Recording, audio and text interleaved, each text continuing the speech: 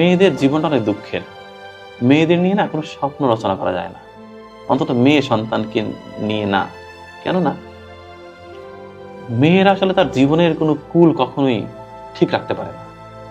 বাবার সংসারে একরকম অ্যাটিচিউড করতে হয় তাকে, বিয়ে হওয়ার পরে স্বামী সংসারে গিয়ে আর এক রকম আচরণ করতে হয়, আবার বৃদ্ধ বয়সে গিয়ে ছেলের সংসারে গিয়ে আর এক রকমের রূপ ধরতে হয়। মানে বলে না নারী বহুরূপী, এই কথাটা না একটা পজিটিভ অর্থ আছে আমার কাছে।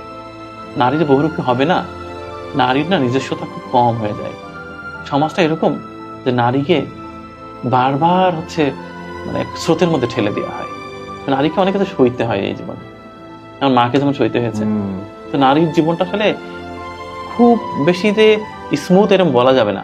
প্রতিটা নারীর জীবনেই খুব যন্ত্রণা, মানে এক একটা স্টেজে এক এক রকমের যন্ত্রণা। এই যন্ত্রণার কোনো সীমারেখা নেই। আমার তো মনে হয় প্রত্যেকটি নারী আসলে যন্ত্রণার মানে একেবারে বিশাল বড় একটা গোডাউন তৈরি করে রেখেছে হৃদয়ের ভিতরে। খুলে দিলে পৃথিবী প্লাবন হয়ে যাবে।